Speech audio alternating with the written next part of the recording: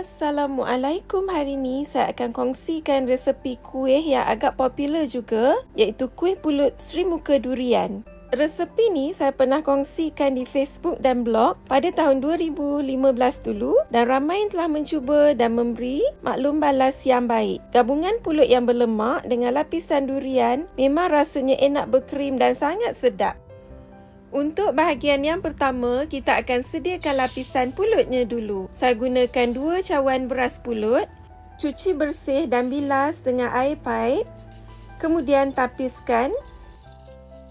Kita akan rendam pulut ni dengan air biasa, anggaran masa 2 hingga 4 jam. Ada orang yang rendam semalaman juga. Kalau beras pulut susu, cukup sekadar anda rendam setengah jam saja. Tapi ni saya gunakan beras pulut biasa ya. Sementara menunggu beras pulut kita kembang, kita akan sediakan loyang pula. Saya gunakan loyang yang bersaiz 8x8 inci. Sapukan dengan sedikit minyak masak pada keseluruhan bahagian dalam loyang. Seterusnya, saya akan alaskan dengan plastik tahan panas. Plastik ni anda boleh beli di kedai yang menjual pelbagai jenis plastik. Saya gunakan plastik yang berukuran 16x16 inci. Penggunaan plastik ni optional, tak wajib pun. Kalau anda tak nak alaskan dengan plastik pun tak apa. Tujuan saya alas ni untuk memudahkan saya keluarkan nanti sebab saya nak tunjukkan cara potongan kuih. Seterusnya, beras pulut yang telah pun saya rendam 4 jam tadi, saya dah tapiskan dan masukkan ke dalam loyang.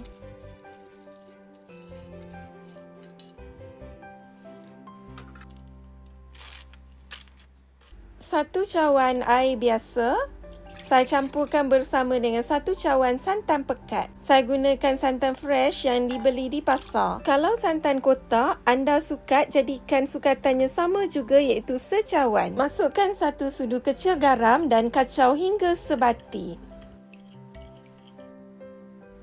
Curahkan bancuhan santan tadi ke atas pulut. Bancuhan santan ni dia memang separas pulut sahaja. Ratakan. Didihkan air dalam periuk kukusan. Wajibnya air ni dididihkan. Kita akan kukus pulut selama 30 minit dengan menggunakan api sederhana kuat. Jangan gunakan api perlahan. Sekiranya waktu anda tengah mengukus, air dalam periuk kukusan dah kering, anda mesti tambah air yang panas. Jangan tambah air sejuk. Selepas 30 minit mengukus pulut, kita akan keluarkan daripada periuk kukusan dan gemburkan pulut secara perlahan. Waktu ni, pulut ni telah pun masak. Seterusnya, ratakan. Kita mesti padat-padatkan pulut ni di dalam loyang ya. Kalau anda nak gunakan sudip tadi pun boleh. Tapi di sini saya gunakan alat penekan ni. Ni saya beli di kedai peralatan membuat kek waktu saya menjual kuih talam dulu ya. Tak semestinya anda gunakan penekan ni. Gunakan sudip kayu tadi pun boleh. Pulut ni mesti betul-betul anda padatkan di dalam loyang. Sebab kalau pulut tu tak betul-betul padat, nanti kuih anda lapisan atas tu akan jadi berkawah. Ini tips penting ya. Seterusnya, kita akan sediakan lapisan kastad durian pula. Masukkan secawan air ke dalam balang blender bersama dengan secawan santan pekat. Ini juga saya gunakan santan fresh. Setengah cawan gula pasir. Setengah cawan isi durian yang telah pun dibuang bijinya. Tak kisahlah anda gunakan durian jenis apa pun tak apa. 1 sudu besar tepung gandum. 1/3 cawan tepung kastad, jenama apa pun tak apa. Dan 2 biji telur yang bersaiz besar. Di sini saya gunakan grade A. Bersama dengan setengah sudu kecil garam. Saya juga akan masukkan beberapa titis pewarna kuning supaya warnanya lebih cantik.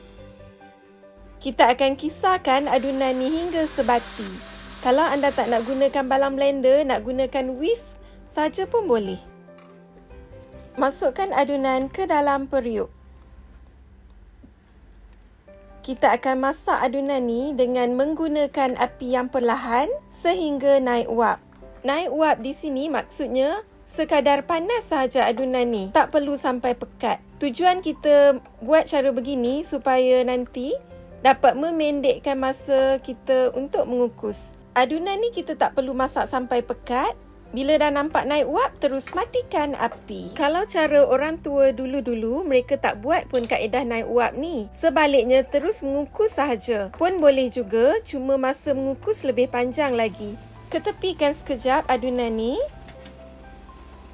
Satu lagi tips penting, pulut yang kita padatkan tadi, kalau dia dalam keadaan yang suam ataupun sejuk, kita kena panaskan balik selama 5 minit. Supaya nanti lapisan atas dan bawahnya tidak terpisah. Tips ini sesuai digunakan untuk pulut Sri Muka. Kalau talam jenis lain, lain pula lah tipsnya. Selepas pulut tu dah jadi panas, sekarang kita akan curahkan pula adunan custard durian tadi. Saya akan curahkan di atas spatula begini supaya adunan ni turun tidak terlalu laju kepada pulut. Dia turun secara perlahan-lahan sahaja. Ini juga tips supaya lapisan ni nanti jadi cantik. Seterusnya, kita akan mula mengukus antara masa 30 hingga 40 minit dengan menggunakan api sederhana kuat. Ingat ya, jangan gunakan api perlahan. Seperti yang anda dapat lihat, di sini saya gunakan pengukus yang saya beli di Indonesia.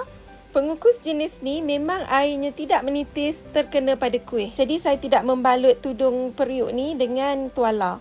Kalau anda gunakan pengukus klasik, anda mesti balutkan tudung periuk kukusan dengan tuala ataupun anda boleh juga lapkan tudung setiap 8 minit bagi mengelakkan air menitis. Selepas masa mengukus tamat, buka tudung periuk kukusan dan saya akan kukus lagi selama 5 hingga 10 minit tanpa tudung untuk mengeringkan air di permukaan kuih. Selepas itu, bolehlah diangkat dan kita akan sejukkan pada suhu bilik. Tak perlu masukkan dalam peti sejuk. Kuih ni akan sejuk sendiri selepas anggaran masa 4 jam. Kita tak boleh potong kuih waktu panas sebab waktu ni dia masih lembut lagi. Nanti potongan tu jadi tak cantik. Selepas 4 jam pada suhu bilik, kuih kita telah pun sejuk.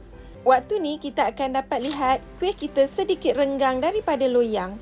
Dan bila kita sentuh, dia tidak lagi melekat pada hujung jari.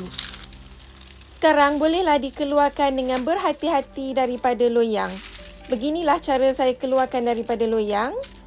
Dan sekarang kita akan mulakan memotong pula. Saya gunakan pisau plastik yang akan disapukan dengan sedikit minyak masak. Tak perlu sapu banyak, sedikit saja. Tujuannya untuk memudahkan kita memotong nanti. Dan di sini juga saya ada gunakan pembaris kuih talam. Ni pun saya beli lama. Kalau tak salah antara 7 hingga 8 tahun yang lepas. Masih lagi disimpan. Kalau anda tak ada pembaris ni pun tak apa. Anda boleh gunakan pembaris biasa yang anak-anak kita gunakan di sekolah tu. Itu senang kita dapat. Boleh dibeli di kedai stationery. Janganlah ambil pembaris anak pula. Ataupun anda boleh je potong terus tanpa menggunakan apa-apa peralatan selain daripada pisau. Tak apa, tak jadi masalah ya. Sesungguhnya skill untuk membuat kuih orang-orang lama ni perlu kita praktis selalu untuk mendapat hasil yang baik. Anda mesti cuba sampai berjaya dan jangan mudah putus asa. Kalau orang tua dulu, mereka tidak menggunakan sukatan pun. Tapi hasil kuih mereka memang sangat terbaik. Sekarang saya nak tunjukkan tekstur kuih pulut Sri Muka durian kita.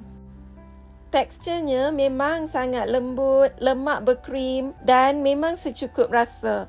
Kalau anda peminat durian dan juga pulut, anda wajib cuba resepi ni. Ikut tips seperti yang saya sebutkan tadi.